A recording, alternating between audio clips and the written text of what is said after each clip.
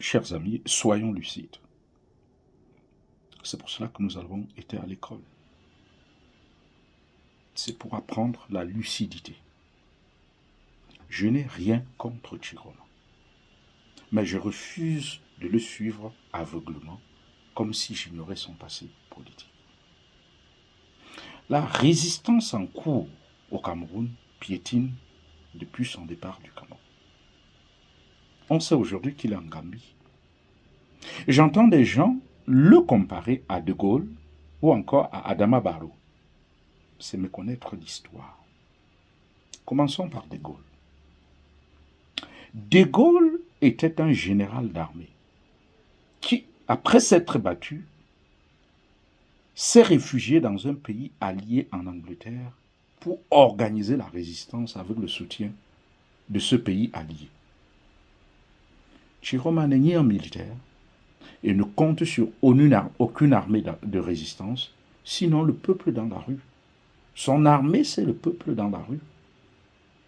Malheureusement, la rue est morte au Cameroun depuis quelques semaines. Et pour moi, c'est la plus grosse erreur dans cette résistance. Et toujours par rapport à De Gaulle, la Gambie où s'est réfugié Chiroma n'est pas un allié des Camerounais dans une quelconque résistance. En tout cas, pas pour l'instant.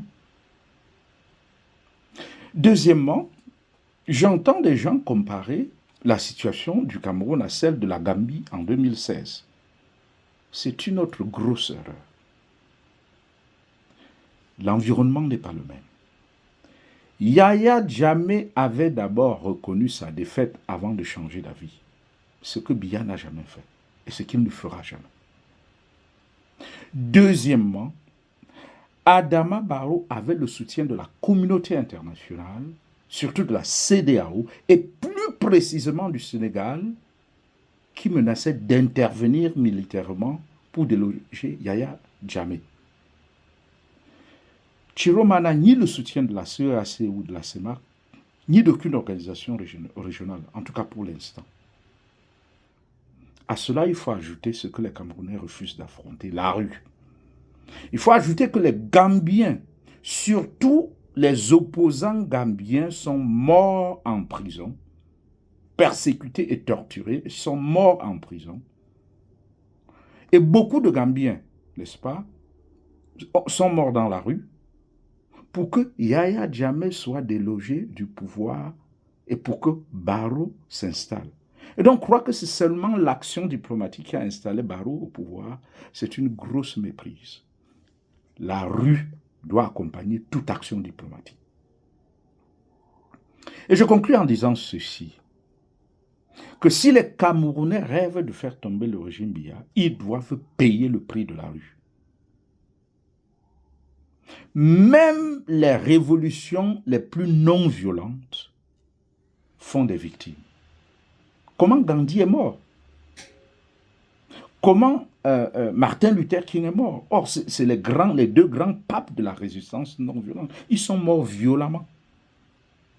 Et donc, les Gambiens ne viendront pas installer Chiroma et Etoudi. Ce que je dis est désagréable à entendre, mais c'est ce qui me semble relever du bon sens, surtout quand on a été à l'école.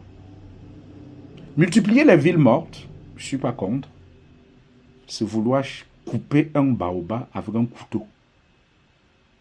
Mes chers compatriotes, la rue reste la seule option. Et tant qu'on n'acceptera pas de payer le prix de la rue, le système Biya sera en place. Shalom.